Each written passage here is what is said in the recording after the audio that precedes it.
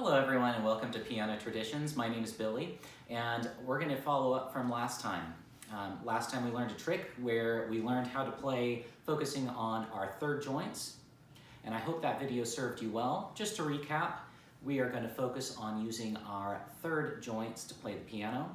Make sure that you're swinging your hands from the third joint. Now the question arises, what do you do with the first and the second joint? So today we're going to talk about that. Okay, as we play at the piano, you're going to focus on keeping these strong, like a bridge. So when you play, whenever you press down the keys, you're not ever going to let these two come in at all. Now, a lot of students, when they start playing the piano, their fingers go inwards, like this, or this. And that creates great weakness on the piano. So as you play, focus on swinging those fingers down and pulling them in, while also keeping these two joints strong. Now make sure it's free of tension. It's kind of a mental game. But let's go to the piano and we'll see this in action.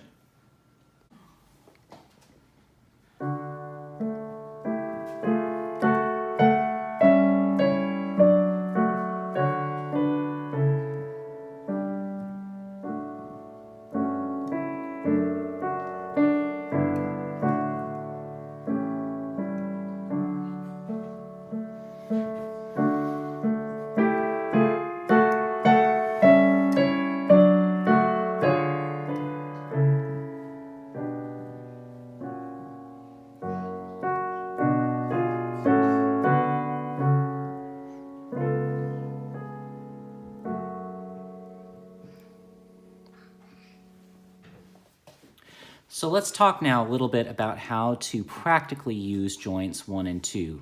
Now if you remember, we're focusing on swinging with our third joint.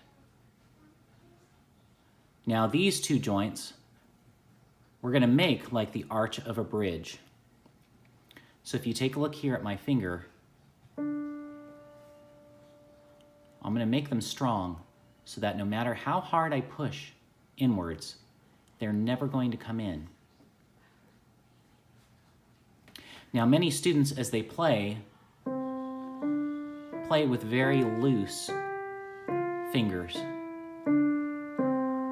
But the trick is to make these two joints like the arch of a bridge. That gives them strength and control so that you can control the sound every time. Now, from a practical standpoint, if I were to just play with completely loose fingers,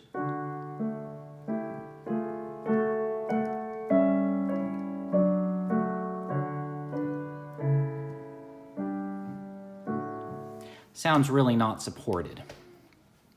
But when I keep them like the arch of a bridge, focus on pulling in from my third joint, I can control that sound much better.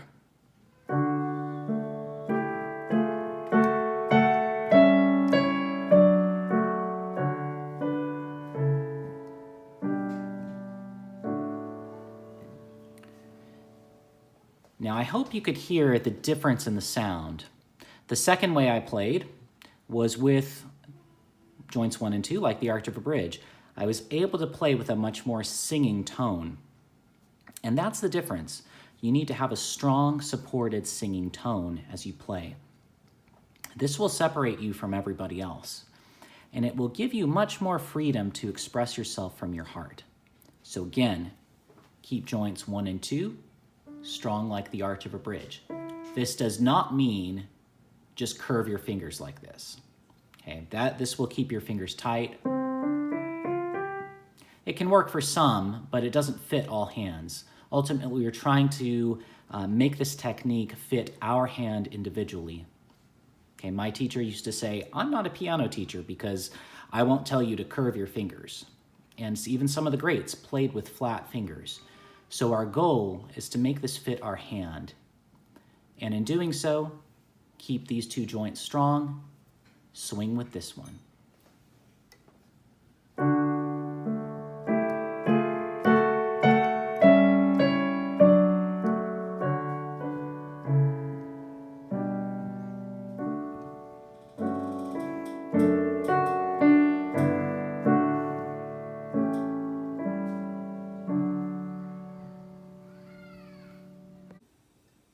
All right, so now you know what to do with joints 1 and 2 and 3 at the piano.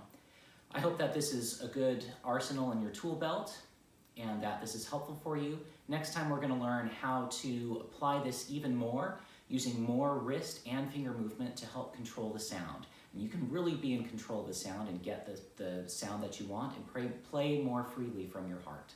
I'll see you next time.